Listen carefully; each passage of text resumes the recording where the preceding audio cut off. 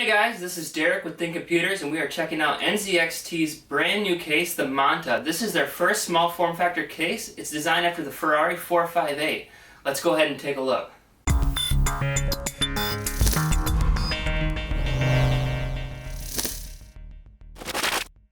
Taking a closer look at the Manta, let's go ahead and start with the front panel.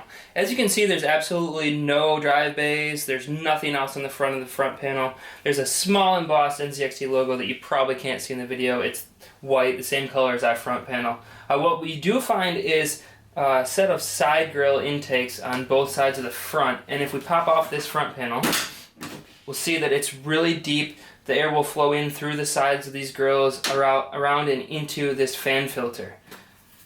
This double fan filter pops away from the front of the case and actually has room for a pair of fans to be mounted to the outside so that you can mount a radiator on the inside.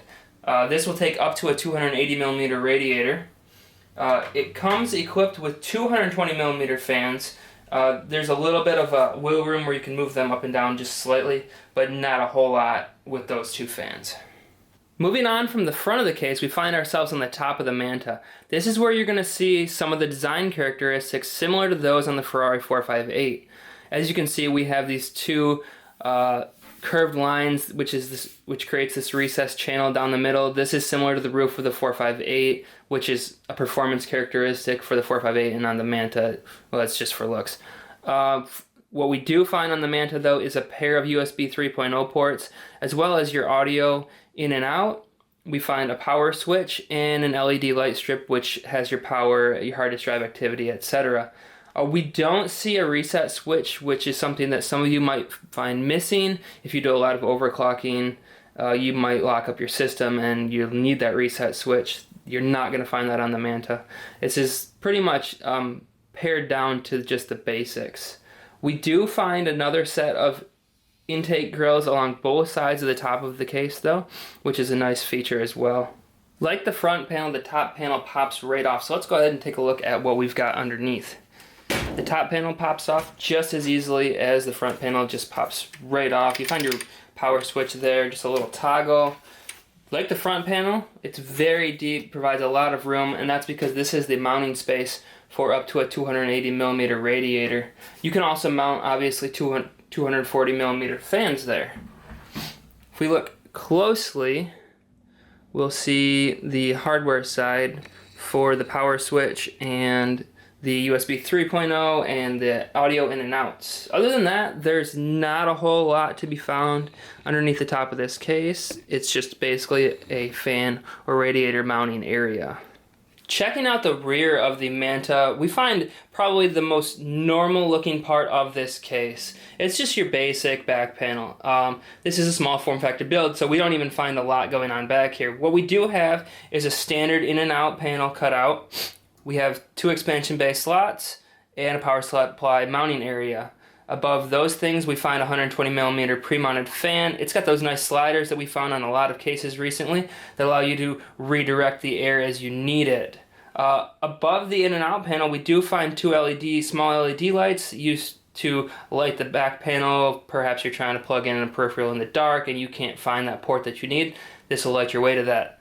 Additionally, at the bottom of the power supply area, we do find a fan filter, which, if I can get out, is a little sticky. Just your basic power supply fan filter, but obviously that's a good thing to have so that you don't get all kinds of crap inside your power supply.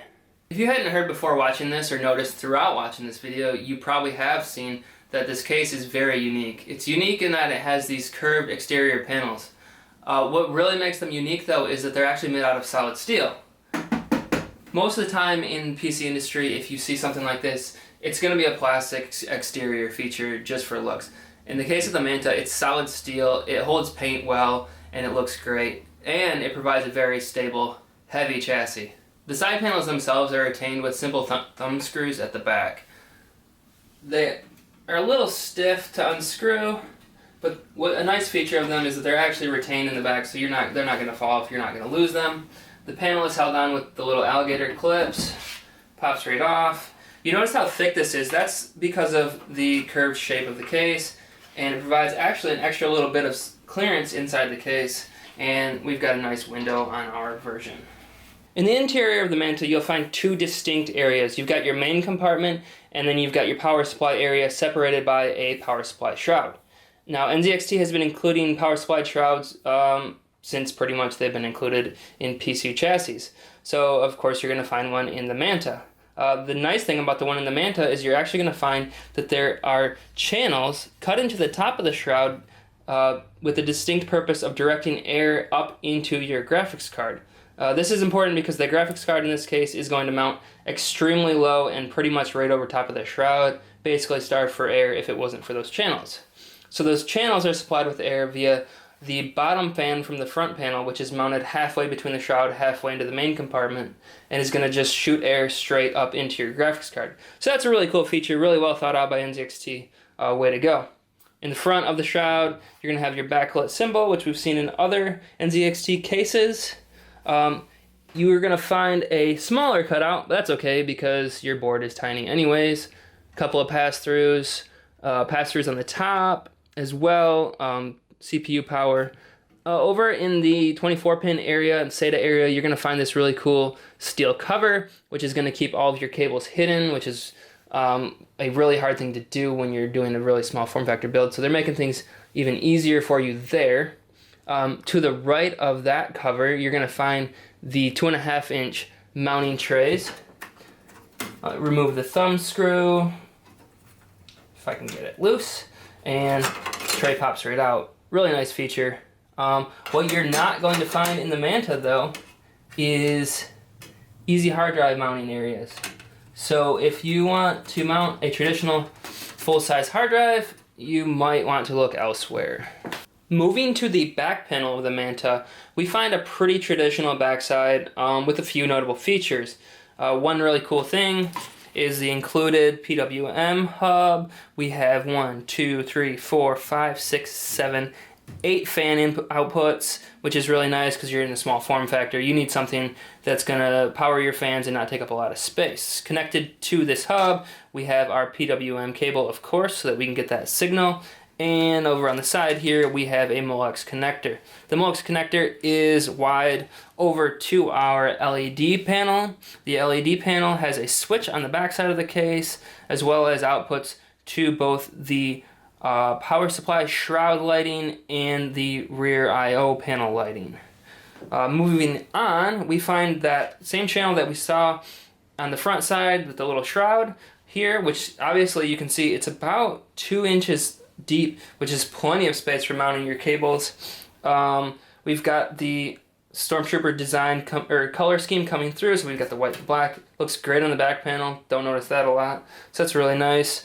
You're gonna find a USB 3.0, your traditional connectors for the lights on the front, hard disk drive, and power.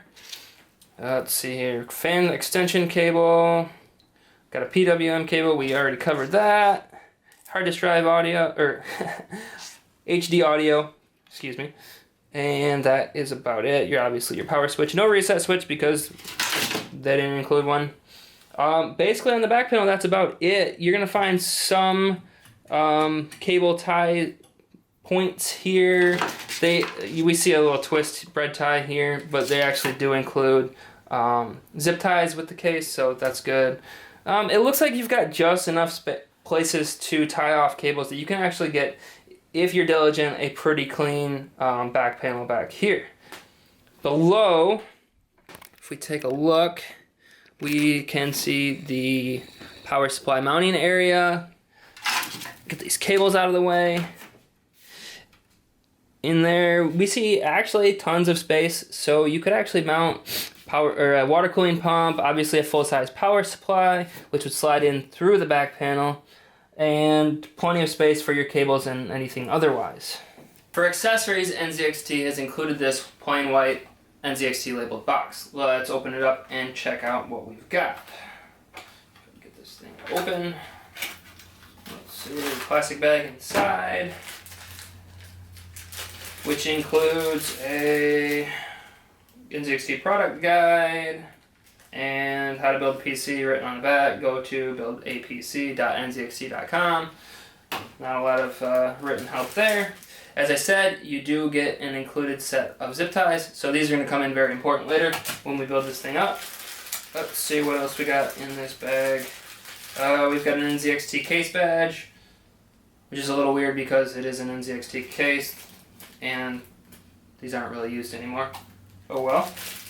Looks like, other than that, we've got screws. So not a whole lot included for accessories with the Manta. So this has been the NZXT Manta. This is NZXT's first small form factor case. You're going to remember it because it's the one with the crazy curved exterior panels. Whether you like it or not, you can't deny that it's a very unique looking chassis. The Manta should be available February 10 for $139.99, but before that, be sure to check out my written review at ThinkComputers.org. Until next time, thanks for watching, guys.